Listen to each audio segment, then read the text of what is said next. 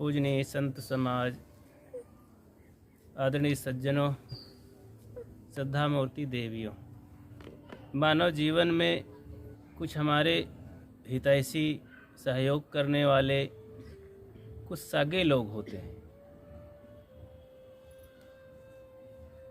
पास के लोग होते हैं। जैसे सब लोग कहते हैं ना कि भाई ये हमारे सगे भाई हैं, सगी बहन हैं, सगे पड़ोसी हैं।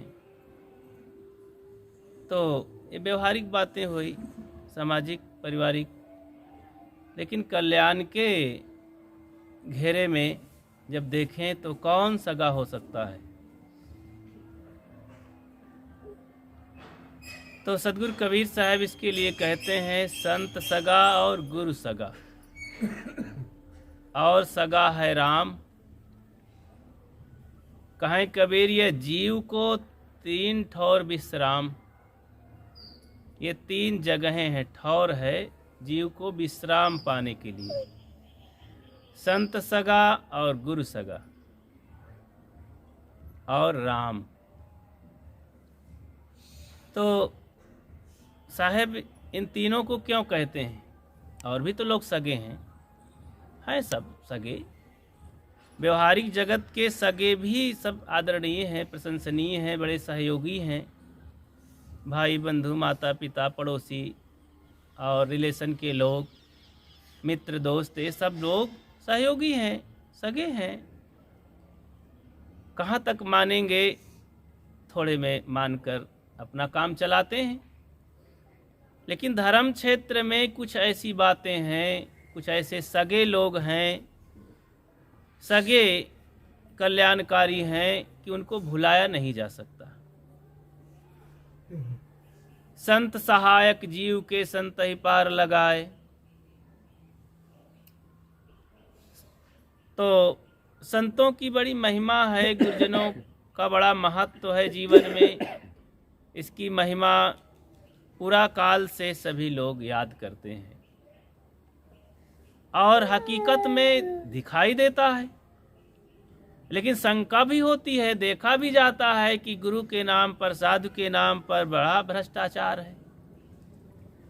धर्म के बिना काम नहीं चलता है, लेकिन धर्म के नाम पर इतना आंधी है ठगने ठगाने की, और आंख मुंदउहल, आंख में पट्टी बांध बांध के लोग धर्म कर्म करते हैं और लुटा लेते हैं अपने को इतना डुबा देते हैं कि कौन निकाले फिर उनको। अनेक प्रकार के जैसे दोष दुर्गुणों में, भूत प्रेत में, अंधविश्वास पाखंड में, ईश्वर परमात्मा तीर्थ मूर्त में कौन आखिर डुबाया है? हम ही डूबे हैं। समाज के लोगों ने ऐसा किया है। बचपन से जो संस्कार भर जाता है दिल दिमाग में, फिर निकाले नहीं निकलता है, उसको कौन आखिर दिया है? हम ही ने तो, समाज के लोगों ने ही तो। ये मान्यताएं देखो, जो मान्यता जिसे हिंदू कहते हैं, उनके घर परिवार में जो है वो मुसलमानों के घर में नहीं रहता, ईसाइयों के घर में नहीं रहता। हिंदुओं के घर के लोगों ने अपने बच्चों के लिए, भगवान के लिए बहुत दृढ़ता कर दी, देवी देवताओं के लिए, दुर्गा माई के लिए, काली माई के लिए, और भी गोल गोल पत्थर, लंबे वाले पत्थर, पेड़ पहाड़, पीपल पाथर, गौरी गणेश, सब में मान्यता कर दी। मुसलमानों ने अपने बच्चों के लिए कहीं दरगाह हो वहाँ के लिए मान्यता, अथवा अल्लाह के लिए कहीं अल्लाह है, जन्नत होता है उनके, जन्नत में ऐसा होता है।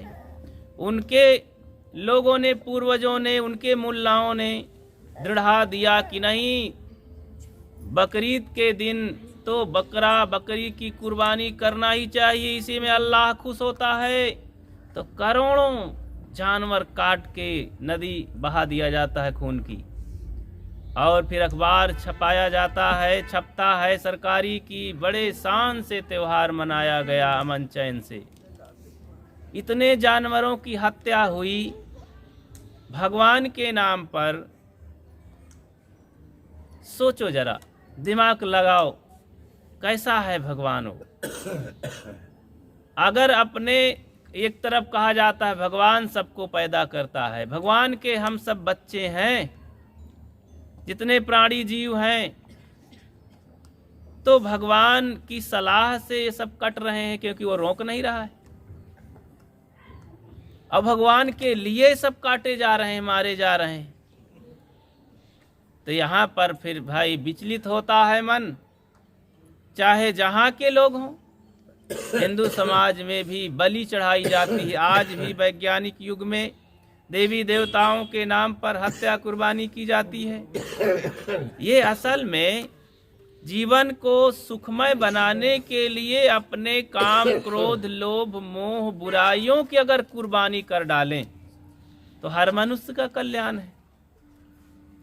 अपने दुर्गुणों की कुर्बानी कर डालें, चाहे हिंदू हो, चाहे मुसलमान हो, चाहे ईसाई हो, कोई भी दुनिया का आदमी हो, सबको दया धर्म की जरूरत है, सबको प्रेम धर्म की जरूरत है, सबको शील धर्म की जरूरत है, सबको स्वच्छता की जरूरत है, सबको सहयोग की जरूरत है, सबको सत्यता की जरूरत है। अगर ऐसा हो जाए तो कितना है। इस गुण को धारण करना ही सच्चा धर्म है। ये तो सब पार्टियां हैं, मत है, मजहब है, ये सब झूठा है, ये सब बदल जाने वाला है, ये सब धोखा है, ये असली धर्म नहीं है। कह देते हैं हिंदू धर्म, मुसलमान धर्म, ईसाई धर्म, यहूदी धर्म, फिर कहते हैं कि बौद्ध धर्म, जैन धर्म, कबीरपंथी धर्म, वैष्णव धर्म, जय गुरुदेव धर्म, राधा स्वामी धर्म। धर्म नहीं है, ये मत है, मजहब है। बहुत बड़ा घेरा हो गया तो एक ठो नाम दे दिया गया किसी महापुरुष से, तो देश काल परिस्थिति के अनुसार कुछ नाम पड़ गया कि एक नाम कहाँ तक चलेगा। परिवार बढ़ गया तो भाई अलग अलग बट गए, अलग अलग पूर्वा गांव का नाम बन गया, शहर का नाम बन गया, मोहल्ले का नाम बन गया। ये सब बनता रहेगा, लेकिन हर मनुष्य के अंदर कल्याण, शांति की स्थापना अगर होगी तो प्रेम से, एकता से, क्षमा से, सहयोग से, सेवा से, सब सेवा धर्म की सेवा धर्म से सबका कल्याण है। आप कहीं भी जाओ, मंदिर बनेगा तो सेवा की जरूरत है, मस्जिद बनेगी तो सेवा की जरूरत है, आदमी का जहाँ भंडारा भोज होगा सबकी सेवा की जरूरत है कि नहीं। तो सेवा से सब लोग खुश होंगे। सेवा करो।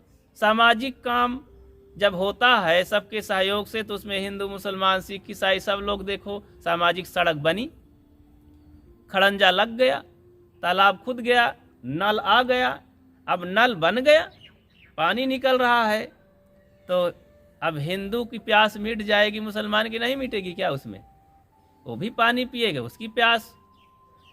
ये धर्म एक है। देखो, पानी से सबकी प्यास बुझ जाती है। इसी धरती पर सब लोग रहते हैं और हिंदू मुसलमान सब लोग कहते हैं ऊपर वाला, सबका भगवान ऊपर ही है, हकीकत में है ऊपर।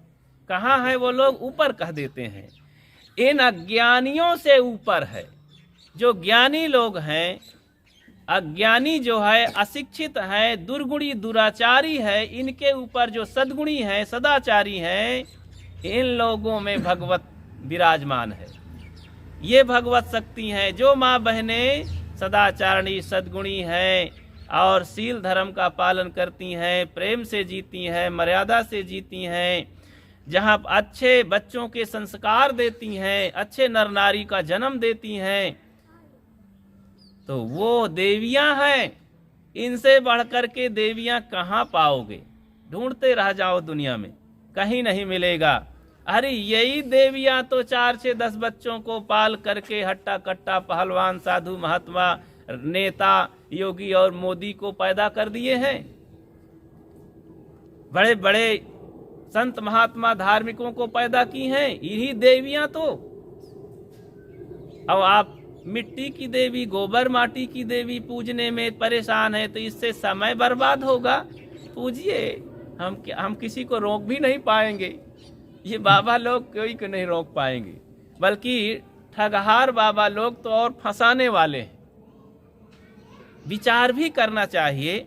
आपको बुखार लग गया और किसी ने कहा दिया कि जाओ ठीक हो जाएगा, संजोग रहा पहले से आप कुछ गोली दवाई भी खाए थे अथवा संयम किए थे, सोच भी रहे थे, बुखार संयोग से चला गया, आपका दिमाग टच हो गया कि बाबा के आशीर्वाद से ठीक हो गया। ऐसी बात नहीं है, ये अंधविश्वास है। झूठा विश्वास में क्यों पड़ जाते हैं? ये सब चीजें विचार नहीं, इसलिए खूब विचार करो, दिमाग को हल्का बनाओ, नहीं तो हमारी सारी शक्ति निरर्थक लगी चली जा रही है। जैसे कि एक किसान था और अन्न पैदा किया और खूब अन्न हुआ, खलिहान में ढेर लगा दिया, धान गेहूं का ढेर, और इतने में जा रहा था भोजन करने, रखवाली कर रहा था। तो किसान दूसरे ने कहा देखो भाई मेरे खेत की रखवाली करना, मैं जरा भोजन करके आता हूं घर से। तो अपनी रास खड़ी है, उसकी रक्षा करने में लगा था, लेकिन दूसरे किसान ने कहा मेरे खेत की रखवाली करना, मैं जा रहा हूं भोजन करने, जानवर ना आ जाएं चर डालें। तो कहा ठीक है जाओ, दूसरे का ठेका ले लिया। अब दूसरे के खेत में पशु ना आ जाएं, पशु आ रहे थे तो उसको डंडा लेकर के खदेड़ता रहा, खेत न चले, क्योंकि मैंने ठेका लिया है। और उधर उसकी रास खड़ी थी खलिहान में, धान की ढेर रास, कई कुंतल, और जानवर आए, चोर आए, सब उठा ले गए।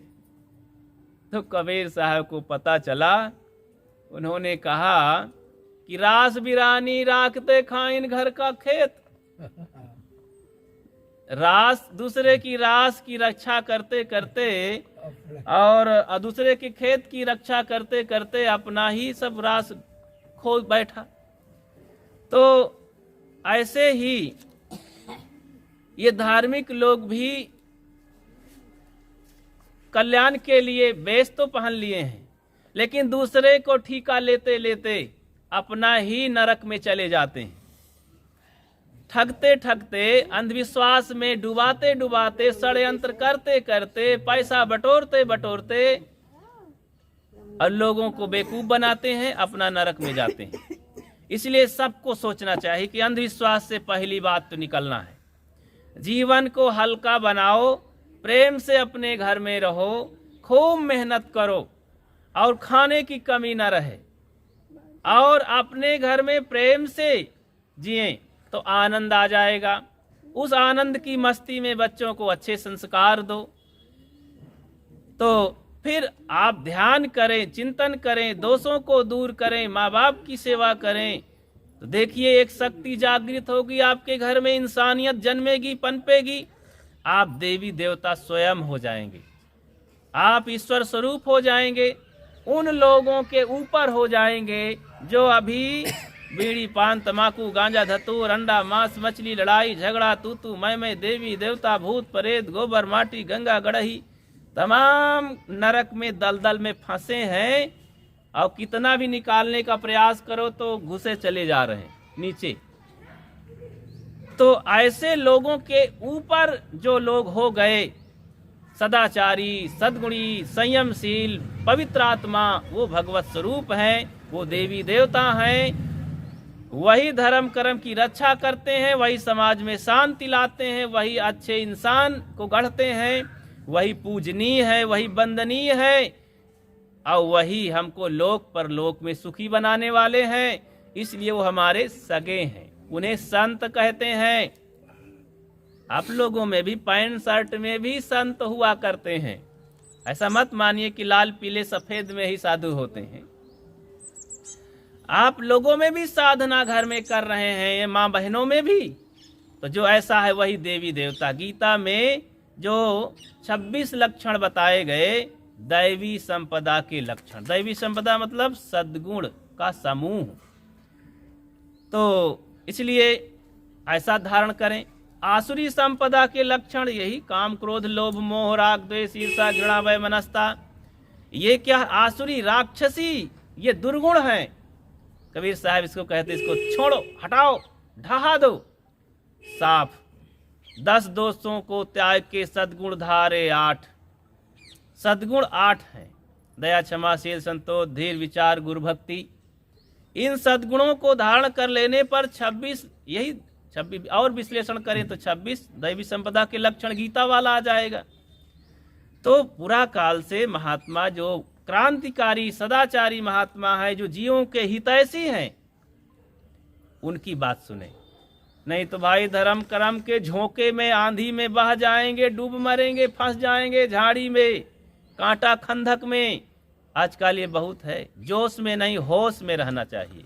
जोश की बात बता दूं, कैसे दो जोश में आदमी धोखा खाता है, शर्मिंदा होता है। क्रांतिकारियों का समय था, उस समय कांग्रेसी लोग बहुत जोश में थे, नौजवान लोग तैयार होते थे, झंडा लेकर तिरंगा निकल पड़ते थे मीटिंग में। तो तिरंगा झंडा है, देश को हम आज़ाद बनाएंगे, अंग्रेजों को भगाएंगे, जगह जगह लोगों को जोड़ते थे, संगठन बनाते थे। तो एक 15 अगस्त का समय आ रहा था, उस समय एक जगह मीटिंग थी, बहुत से लोगों को जमावड़ा लगना था, और रोज लोग प्रचार करते थे, झंडा लेकर, डंडा झंडा। शाम को आवे तो झंडा का नमस्कार करके किनारे रख दिया जाता था, झंडा को निकाल कर मोड़ करके प्रेस करके रखा जाता था, डंडा को एक किनारे। ऐसा रोज करते थे। अब वो बड़ा सा झंडा था, तिरंगा। हुआ क्या कि एक दिन लाके डंडा खड़ा किया कोने में और ले जा करके रख दिया झंडा निकाल के। उनके घर की जो श्रीमती जी थी, गृहिणी देवी, नहाया धोया तो अपना लहंगा धो करके डंडे में लाकर डाल दिया कि सुखा जाएगा। तो अब वो निकालने को भी भूल गई। शाम का लगाया वो लहंगा डंडा में खड़ा था, और मिस्टर इधर जल्दी से अपना कोट पैंट पहने, सोचे कि झंडा तो हरा हरा लगा ही है, और ध्यान न दिए, डंडा को उठाए और ताने जय गांधी जी की, और कंधे में रखे जय जवान, जय किसान, जय गांधी जी, जय सुभाष चंद्र, जय भगत सिंह। और ये तिरंगा झंडा है, यही देश की शान है, यही हमारी जान है, यही हमारी पहचान है, चल दिया करते। तो वहाँ गया, मीटिंग लगी हुई थी, बुलाया गया कि भाई महाशय आइए, आप भी 2 बातें कहिए जनता के लिए, संगठन के लिए। भाइयों, ये हमारा देश है, इसके लिए हम कुर्बान कर देंगे अपने को। ये गांधी जी, जवाहरलाल नेहरू और बड़े बड़े क्रांतिकारी इसी झंडे के नीचे जान अपनी दे दिए। कहाँ जान दिए? इसी झंडे के नीचे, तिरंगा। इसको हम झुकने नहीं देंगे, नहीं झुकेगा, नहीं झुकेगा।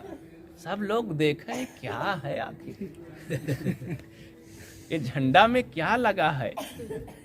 सब लोग मुस्कुराए रहे थे, हंस रहे थे, शर्मा भी रहे थे। अब वो बोले चले जा रहे हैं। एक ने उठ कर के आया, अरे मूर्ख राज, ये क्या लगाए हो? ये औरत का लहंगा है कि ये झंडा है, तिरंगा है, देश की शान यही है। देखा तो इतना शर्माया, फेंक करके भागा उधर कमरे में और अपना सिर कूट लिया।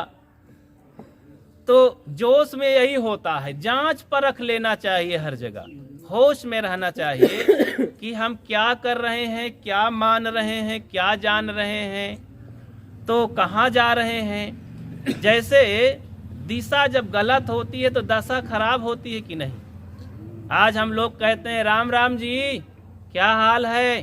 सब चकाचक है, चकाचक है। कहते हैं हाल चाल ठीक है ना? सब ठीक है। चाल और हाल 2 चीजें हैं ना, अलग अलग है कि नहीं? चाल और हाल। तो हम कहते हैं भैया हाल को छोड़ दो, अपनी चाल को ठीक कर लो, हाल अपने आप ठीक हो जाएगी।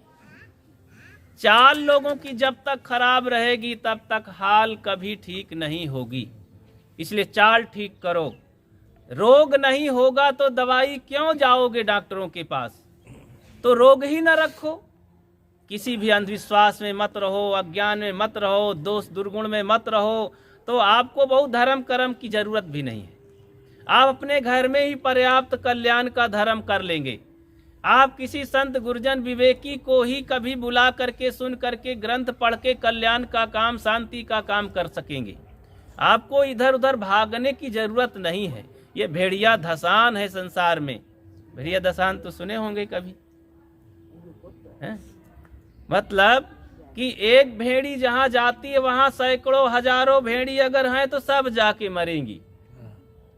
कभी आप सुने होंगे एक गड़रिया भेड़ चराने वाला ट्रेन लाइन पटरी के बगल में चरा रहा था।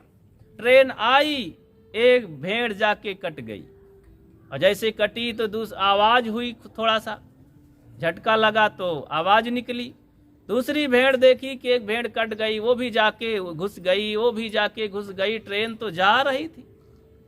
सभी भेड़ भाग भाग करके उसी में मूली की तरह सब पिस गई।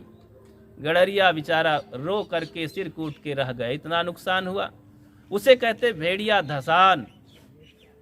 तो ऐसे ही हमारे देश की हाल है। अंधविश्वास में जरा भी ये पढ़े लिखे विद्वान, मास्टर, डॉक्टर, नेता सब भागे चले जा रहे हैं, जरा भी विचार नहीं कर रहे हैं। नाम लेने की जरूरत नहीं, चारों तरफ आग लगी रहती अंधविश्वास पाखंड की। तो जोश में नहीं जाना चाहिए। कोई हमारा फोड़ा फुंसी ठीक कर दिया, कोई हमारा नाम बता दिया तो क्या हो गया? कोई हमारे बाप दादा का नाम बता दिया तो क्या हुआ, हो गया? क्या हमारे पेट में भोजन पानी चला गया? क्या हमारे बच्चे डॉक्टर, मास्टर, कलेक्टर बन गए? इन देवी देवता, भूत प्रेत, गंगा नहाने से आपके बच्चे सेठ साहूकार हो जाएंगे क्या? अरे पढ़ाओ लिखाओ, शिक्षित बनाओ, संस्कारी बनाओ। शिक्षा और दीक्षा दो चीजें हैं। शिक्षा से आप भौतिक जगत में आगे बढ़ जाएंगे। आप डॉक्टर मास्टर बनेंगे, सेठ साहूकार बनेंगे, बिजनेसमैन बनेंगे, धन कमाएंगे, कोठी बनाएंगे, कार से चलेंगे, मस्त जिंदगी जियो, भौतिक उपलब्धि शान से। गरीबी में जी करके कोई लाभ कर पाओगे? ना अपना ना पराया का। तो सुविधाओं की जिंदगी जीने के लिए शिक्षित बनो। शिक्षा से आप अनेक बिजनेस, उन्नति, मेहनत कर सकते हो, क्योंकि आपकी बुद्धि विकसित हो जाएगी। लेकिन ध्यान रहे, यह एक पैर हुआ। एक पैर से आदमी अगर दूसरा खराब है तो विकलांग माना जाता है। दूसरा पैर हमारा क्या है? दीक्षा, शिक्षा और दीक्षा।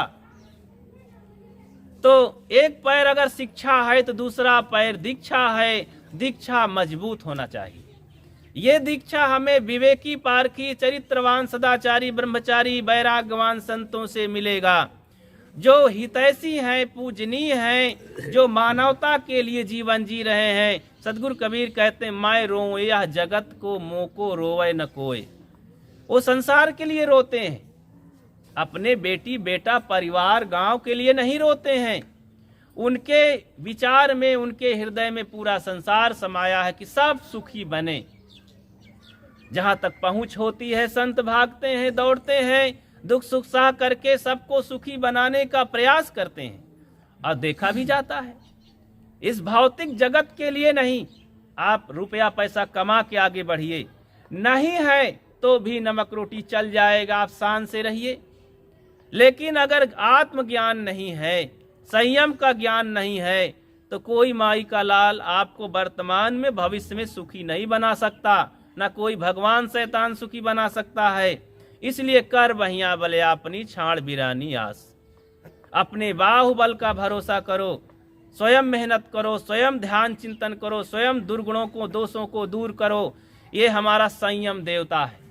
दया क्षमा, इन देवताओं की पूजा करो। जिस दिन दया क्षमा शील संतोष धीर विचार इन देवताओं की पूजा करेंगे, संयम शील का देवताओं की पूजा करेंगे, आप स्वयं संत हो जाएंगे, देवी देवता हो जाएंगे, भगवान हो जाएंगे। इसीलिए संत संत सगाए और गुरु सगा। तो संत यही काम करते हैं कि सबके दिल का ये रोग जो लगा है, वायरस फैला है, कि लोग धनी होकर के भी पागल हैं, पढ़ लिख करके भी मूर्ख बने हैं। अरे पढ़े लिखे ही तो बीड़ी सिगरेट शराब पी करके कहते हैं महंगी वाली मैं शराब पी रहा हूँ। भगवान, बीड़ी नहीं पीता हूँ, ये गरीबों का है, सिगरेट पीता हूँ, मेरा स्टैंडर्ड ऊंचा है। मैं इन फटे साधुओं के पास नहीं जाता हूँ, मैं तांत्रिक के पास जाता हूँ जो बहुत बड़ा कोठी बंगला वाला है, तो उसका स्टैंडर्ड ऊंचा है ना, तो डीएम साहब उसके पास जाते हैं। गरीब साधुओं के पास नहीं जाता है जो सच्ची बात कहते हैं। सिद्ध बाबा, अरे सिद्ध नहीं, वो गिद्ध हैं। गिद्ध बहुत ऊपर रहता है, लेकिन उसकी नज़र कहाँ रहती है? मुर्दा में, सड़न में। वो देखता है कहाँ मेरा आहार है। ऐसे ही ऐसे धर्म के नाम पर बहुत धांधले गर्दी, इसलिए सावधान होना चाहिए। सदगुरु कबीर यही करते थे, सबको जगाते थे। जिसकी आंखें खुल जाएं धर्म के क्षेत्र में, न किसी को ठगता है न ठगाता है। अपने को ठगाना भी बहुत बड़ा पाप है और दूसरे को ठगना भी महापाप है। ठगा लिया अपने को, मूर्ख बन गया, दूसरे को ठग लिया, धूर्त बन गया। तो ये धूर्त और मूर्ख दोनों ठीक नहीं है धरती पर। हमको न ठग, इतना ज्ञान होना चाहिए, इतना आंखें खोल लेना चाहिए कि हमको कोई न ठगे। अशिक्षित अनपढ़ आकर के, मूर्ख लंठ गंवार गंदा आदमी आके कहीं हाथ देखता है हमारा। ये माताएं बहनें अपने घर में पर्दे में रहने वाली सुसंस्कारित, क्योंकि डर है, भय है। कहते हैं पति जी नहीं है, अभी पति जी होते तो डांटते, ससुर जी होते तो डांटते, लज्जा करती, अभी नहीं है। बाबा आए हैं, जरा हाथ दिखवा ले, हमारा भविष्य कैसा है। अरे हाथ एक बार पकड़ा दिए हो अपने पति को, दोबारा किनको किनको पकड़ाओगे? और ये मूर्ख लोग पकड़ पकड़ के पैसा लूटेंगे, इज्जत लूटेंगे। इसलिए कुछ हाथ नहीं, हाथ से कर्म करो। कर्म प्रधान विश्व रच राखा, कर्म माने हाथ, कर्म करो, इससे आप आगे बढ़ो। तो संत जन यही कहते हैं, तब शांत की जिंदगी होगी। और गुरु सगा, गुरु से ही जीवन शुरू होता है। देखो जिनको भगवान कहते, महाराज कृष्ण, तीन गुरु उनके थे। अध्यात्म गुरु से उनको शांति मिली थी। उनके पुरोहित गुरु थे और शिक्षा देने वाले गुरु संदीपन थे। गर्गाचार्य उनके पुरोहित गुरु थे, पारिवारिक। आध्यात्मिक गुरु घोर आंगिरस थे, अंगिरा के पुत्र घोर आंगिरस, जिन्होंने आत्मज्ञान का उपदेश दिया था। उसी आत्मज्ञान को सदगुरु कबीर साहब कहते हैं कि आत्मज्ञान बिना नर भटके, कोई मथुरा कोई काशी, मुको कहाँ ढूंढे बंदे मैं तो तेरे पास में। ज्यों तिल माही तेल है ज्यों चकमक में आग, तेरा साईं तुझ में जाग सके तो इसलिए भाई सबको जागना है। बिना जागे न पैहो सजन सखिया, बिना जागे न पैहो। भजन है कि ऐ सखी, बिना जागे उस सजन को, पति को नहीं पाओगे। घूंघट का पट खोल रे तो को पीऊ मिलेंगे। सदगुरु कबीर जगाते हैं, कहते हैं जो घूंघट पड़ा हुआ है, जैसे एक स्त्री होती है, अब तो धीरे धीरे घूंघट जा रहा है, ऊपर जा रहा है कि नीचे, तो घूंघट जा रहा है। तो अभी भी यूपी में और कुछ क्षेत्रों में घूंघट की बड़ी प्रथा है। राजस्थान में तो बहुत विकराल है, घूंघट तो बहुत लंबा होता है।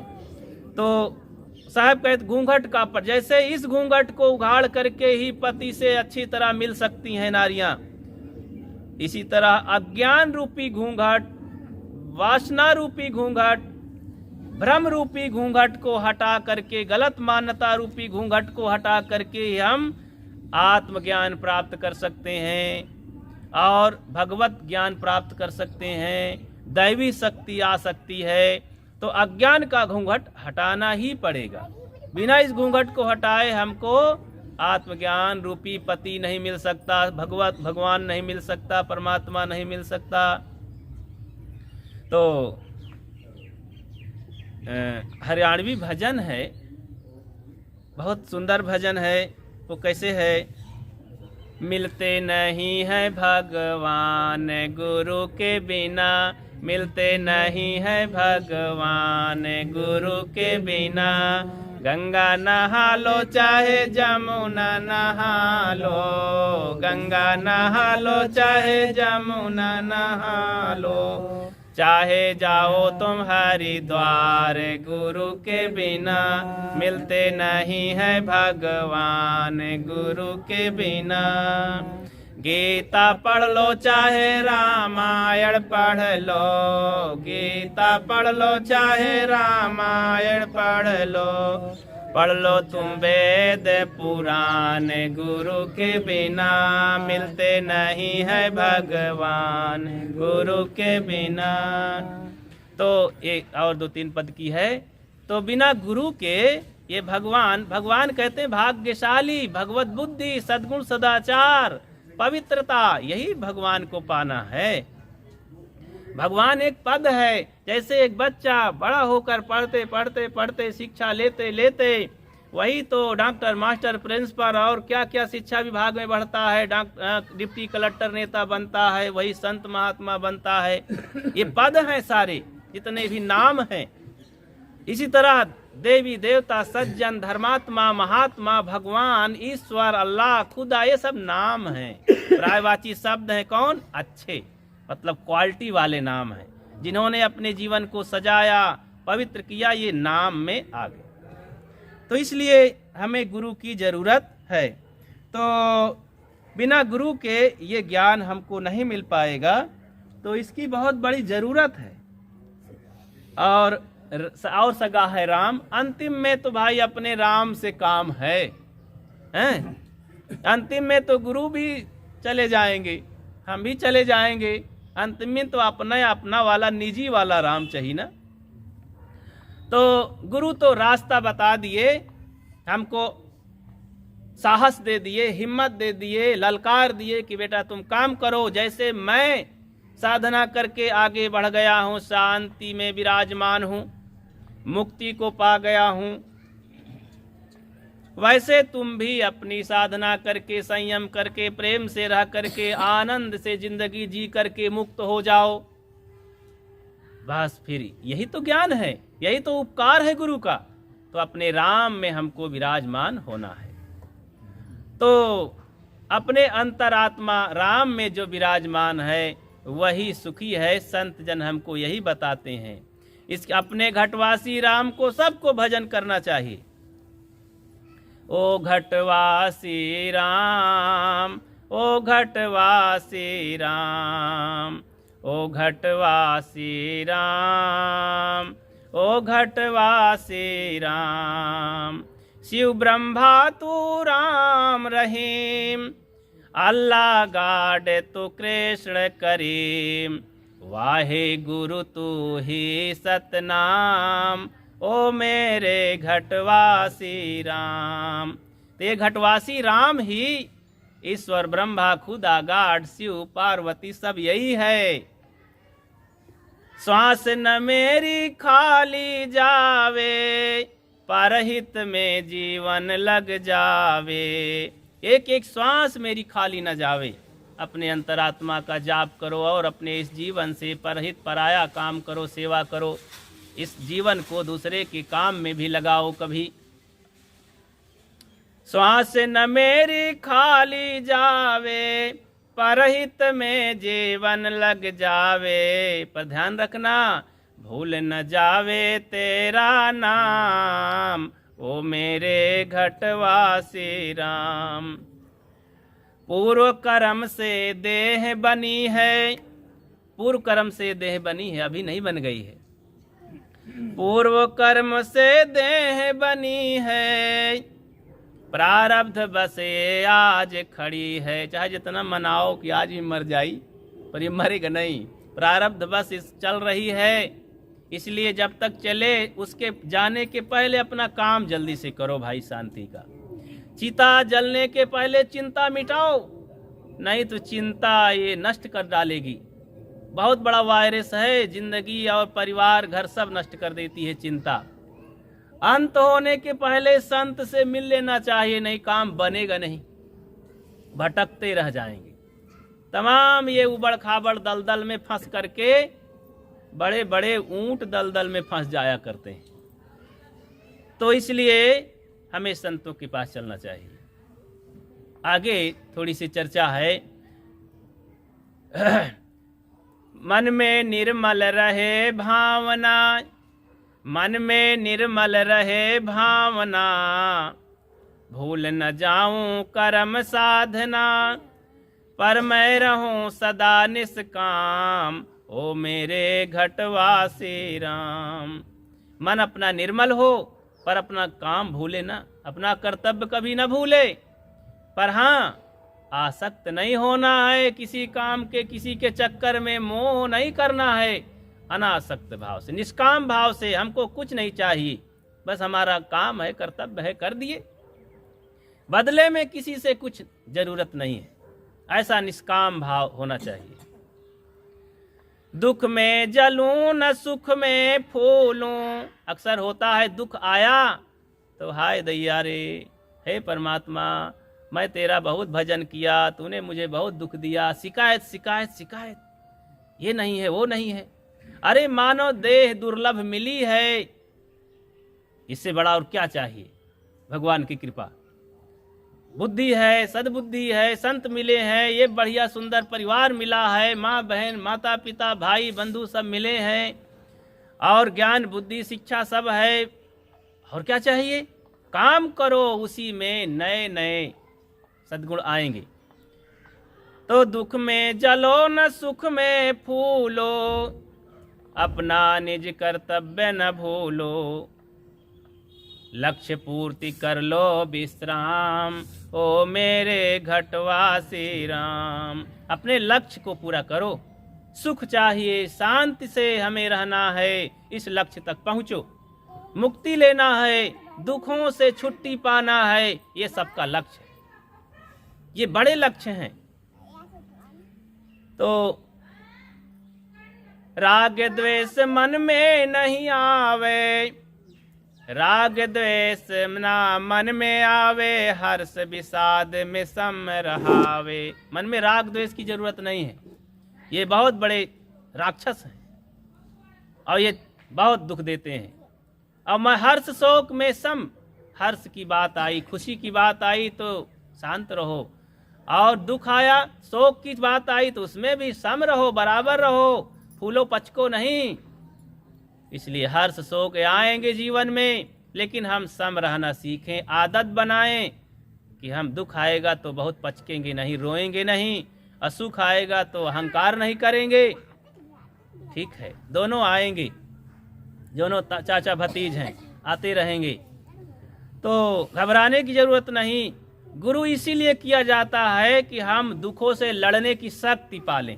दुख आएंगे, गुरु करने से, भक्त होने से दुख रुकता नहीं है, दुख आता है, लेकिन उस दुख से कैसे हम निपटें, ये गुरु से हमको सीख मिल जाती है, साहस मिल जाता है, तो दुख एकदम छोटा हो जाता है, नष्ट हो जाता है। तो इसलिए जैसे बंदूक हो गई अपने पास, तो शेर बाघ भालू आए तो डर नहीं लगता है ना, बंदूक मार देंगे, उधर ही गिर जाएगा। तो ऐसे ही गुरु का ज्ञान मौत को भी मार डालता है। इसीलिए गुरु का ज्ञान जिसमें है वो मरता वरता नहीं, वो अमर हो जाता है। शरीर मरता है लेकिन वो कभी मरता नहीं, उसका विवेक नहीं मरता, उसकी शांति नहीं मरती, उसकी अमरता नहीं मरती, सदा के लिए मुक्त होता है, दुखों से छुटकारा। जिज्ञासो कर ले विश्राम, ओ मेरे घटवासी राम। इसलिए सबके अंदर वे परमात्मा बैठा हुआ है, घटवासी राम, उस राम को भजन करो, वही तो सगा है। तो आप सबके बीच में मैं कुछ देर से निवेदन करता रहा कि संत सगा और गुरु सगा और सगा है राम। कहें कबीर ये जीव को तीन ठौर विश्राम, ये तीन ही जगह हैं विश्राम पाने का, शांति पाने का, सुख से रहने का।